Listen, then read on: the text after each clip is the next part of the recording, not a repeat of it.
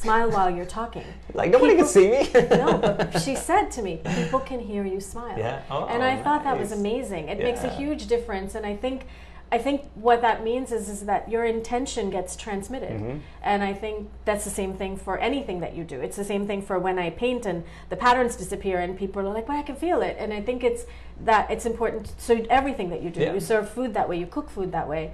And people can feel your intention. It gets transmitted. It's no different than when you're recording music. Like when you're in a studio and you're separated in your rooms and people stuff. People can feel your heart in it. I find you can really still capture even remote tracking and tracking at different times. Sometimes I'll throw down a drum track and I'll have my buddy who lives in Long Island overdub it at another date.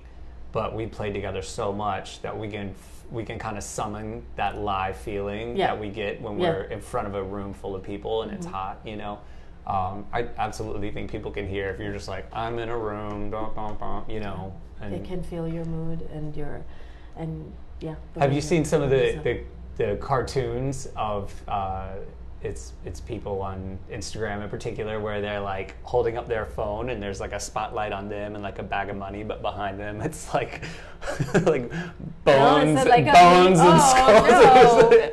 And it shows them all happy, but then it shows like their soul behind them like cowering, and the spotlight is just like really small on like what their picture is, and then the rest of it is just like I mean, put out there whatever you want to, but just I guess for me, I'm just like, just be true to yourself and just be honest with yourself about is this where you want to be? Is this what you want to? Another one of the things that I've heard in a lot of hot discussion lately is like the social media and its place in our society and our lives and who we think we are.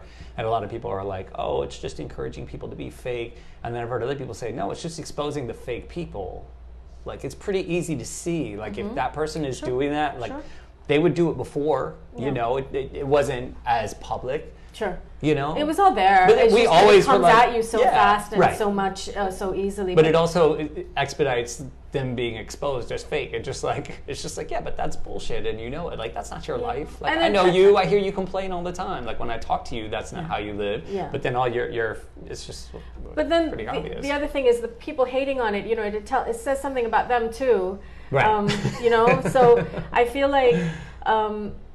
I get into conversations about social media manners, and people sort of look at me a little bit like, I think you're giving it like too what? much. What are some examples? I always say, think of your page or your account or whatever as being at a party. You know some people, you don't know all the people. Right. You know that those people know some people that you know. Are you seriously walking in there and just ignoring everyone? Are you not smiling back if somebody smiles at you? Right. If somebody says, hey, nice shirt, you're not saying thank you? And right. So I guess I always sort of liken it to that, and I'm like, and That's great. So yeah, like, that's why there's such a thing as likes and shares and comments, and use those. Right. It's you're referring to somebody, like if somebody leaves you a comment on a photo or something like that, and you're just like, don't respond, nothing. I think if you can't, especially when we're not talking about people that have a gazillion followers, you can't keep up after a while. Right. But I think that if you are interacting, it wouldn't be a bad thing to do it. But it's also okay if you are the kind of person that just posts and you don't look, but then you don't care if anybody sees. There's a lot of different types of personalities. Like for you and I, especially like your job, you use it for outreach. So This is where I think it is important. Yeah. If you're trying eventually to sell something, or have somebody come someplace, or eat at your restaurant, just or buy kind a of ticket, or buy my pants, or conversion. Yeah.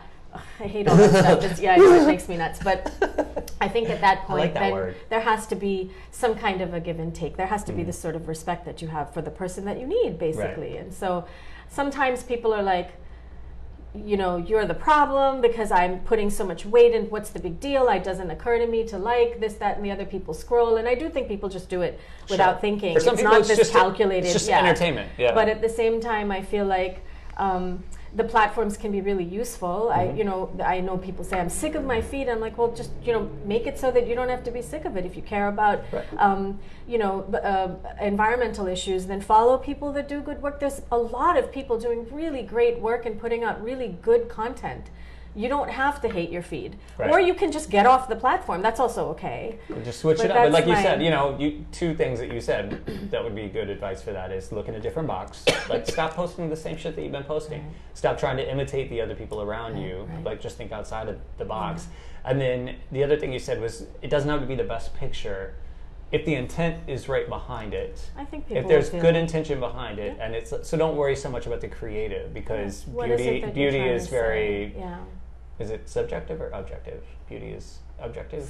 Subjective. Yeah, subjective. It's different for everybody. Right. Exactly. Yeah. Exactly. So like you might think like, oh, I can't post this because people are going to think that's ugly. But the person that you need to make a connection with might be like, oh, that's so awesome. I'm reaching out to you because I love that. So stop hyper-focusing on what you think quality is so much in terms of like for everybody else. Like you have to have your own, you have to have, a set of standards, but don't make that the stamp all for everybody. Don't let it hold you back if you've got something to say. Yeah. And if you are kind of frustrated with the things that are going, one of the things that I did recently was just get some new lenses for the iPhone. Yeah. And I wasn't frustrated. I'm just always looking for like the next new thing, and I was just like love flipping things on its side a little bit. So I got some lenses, and I'm like, oh, this is great, you know. And the response has been good. I didn't need it, but those are just some suggestions. Yeah. I think because I guess I feel always a little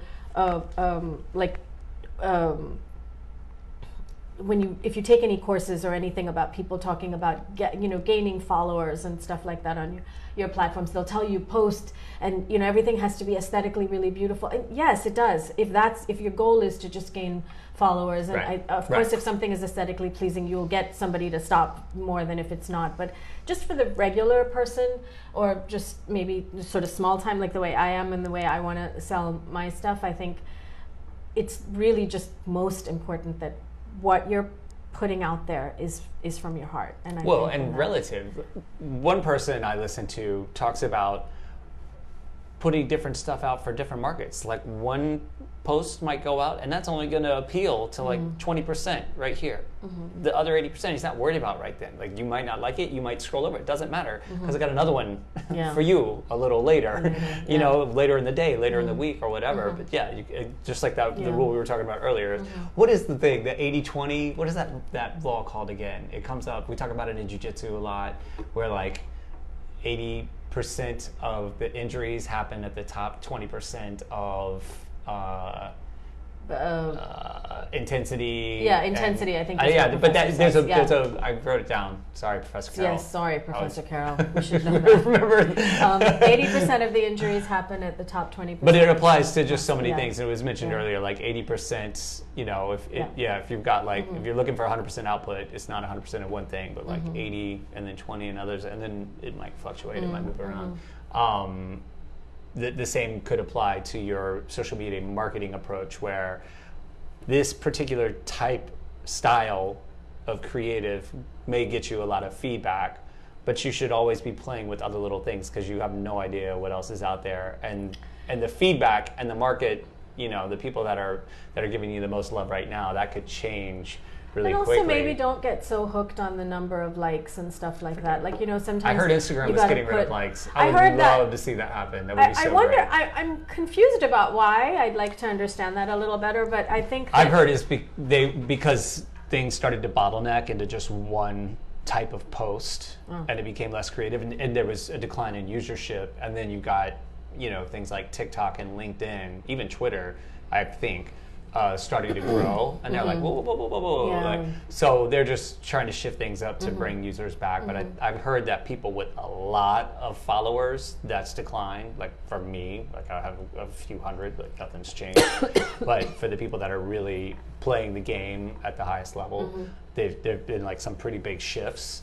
And I heard that they were concerned that the creative just really got bland, and that's why people were more concerned about likes. Like, I don't care if you like it, if you see it, and somehow it brings attention to something that I feel like is good, that should be on the planet and should be shared. Yeah, if you reach even just a few people, it's still you don't have to like it, you don't have to comment, but if it gets in front of you and it brings you awareness and you're like, I think that's good for life and that would be good for me, then I think that's the most important thing.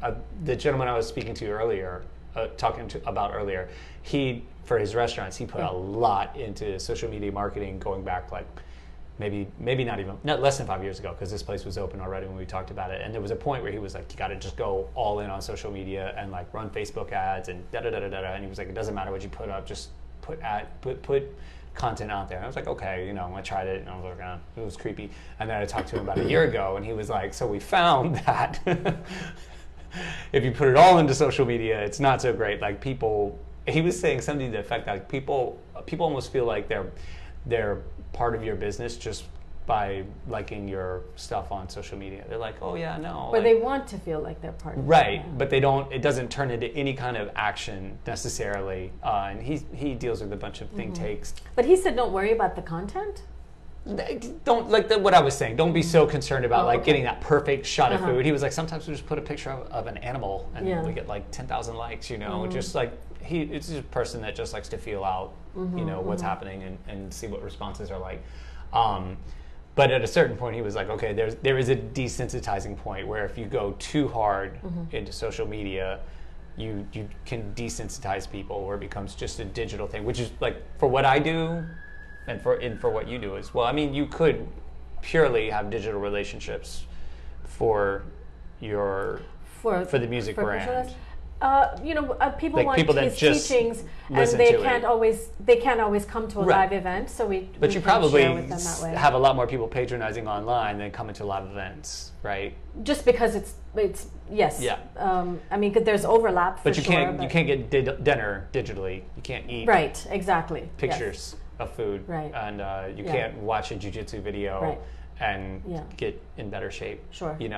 So I always think of it more like a dating app, where you start the conversation digitally, but it's to be intimate. Like you don't get on a dating app, right, to just have a digital relationship. Sure, it needs to. It's like we're going to go out, and then it might. Yeah. So I always think of it that way, where it's just the beginning of a conversation that hopefully will become intimate. So whether you like it or not, whether you comment, if you see it, and I get feedback that says like people saw it and the response is not bad, and it turns into something that would be intimate later, that for me is the goal. That's like the end prize. It's just to create the intimate relationship. I believe in the things that I'm doing. It sounds like you do too.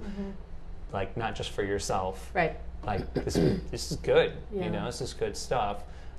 So that's a good tool. Good utilization, a good approach is like stop thinking so much about getting a bunch of likes and having like gazillion followers. Just, are you representing? Are you being sincere? Are you being honest? Is it bringing you the kind of attention that you want? Yeah, it is nice to receive positive feedback. Sure. It is nice to have a tangible way to understand whether you got the positive feedback. I mean, you need some sort of analytics. But the analytics are only available to people with business accounts, and that's why I'm a fan of what I call the manners, and I think we are putting things out for a particular reason. Yeah, we're going to do a book called The Manners. Where we are putting, my Instagram account is sort of like a diary for myself. So sometimes I put stuff up just to earmark certain times in my life and things like that. But I just think everything we do should always be mindful in whichever way it can be, and then whatever that means for you or me or whatever the outcome is, it's okay as long as it's mindful. It feels like. Everybody's going to do something differently, so I think that's okay. But if you want to hate on social media, no problem. If you want to love it, that's also okay. You want to take a bunch of selfies, it's okay. You want to fight, that's okay too. Yeah. We'll take you down. Yeah. Wow. No, that was great. I think we should end with that, because I was going to say you have the final quote, and you just banged it out again without me even prompting you. So I did have one that I came across this morning. Oh, go for it. Yeah, you may share. So it's a quote that I loved for a long time, and I just came across it, and it goes like this. It's by Ram Dass, and he says, if you have certain desires about the way things ought to be, you can't see how it is. Right. Did you like that one? I did. Yeah. Good. No, you gotta. Someone said to me once, very similar. She was She was a massage therapist. She studied at the Edgar Cayce Center in Virginia Beach. Are you familiar with Edgar Cayce? I used to know a bunch of body workers for a minute. So when I lived there, she was married to the West Indian lead singer of the reggae band that I was in at the time. I was a child. I was like 17, 18, and they had kids my age. But she said, because I was, at the time, it's very tumultuous for me, and things were just flipping over so fast. I was going from being a teenager to like being a man to being out on my own, and I had big expectations. And she said, just try to grasp this, young buck. And she was like, life often will not turn out the way you thought it did, but often the way you expected it. So stop being so hyper-focused. And when you have like, that's like almost Buddhist, right? Like when you have desires, when you have these worldly things that you can't really appreciate. Or if you have some idea of something that needs to be a particular way and it's not that way, you lose sight of what you actually. Well, you lose sight of the abundance that's there. It might not be what you wanted, but it'll be pretty much what you needed, unless, God forbid, you're in like Civil War torn country or like real treachery. But outside of that, if you can loosen the reins a little bit, you realize there is a certain abundance out there that will give you what you need, and enough to get you, I'd say, to the next level and probably beyond. But it takes really like letting go of your preconceived notions and desires. And that was awesome. High five. That was great. Awesome. All right, everybody. Thank you so much. We're going to head out. Sorry we went a few minutes over. We started a little late. Next week, we're going to do the same thing. Not with Sarina, somebody else. She'll be back. Another special holiday broadcast. Well, this will be post New Year's. The station will still be closed. We're going to do it right here, although in a different orientation. Not the same orientation every time, because I just like to mix it up a little bit. But hopefully you got some value out of this. I did.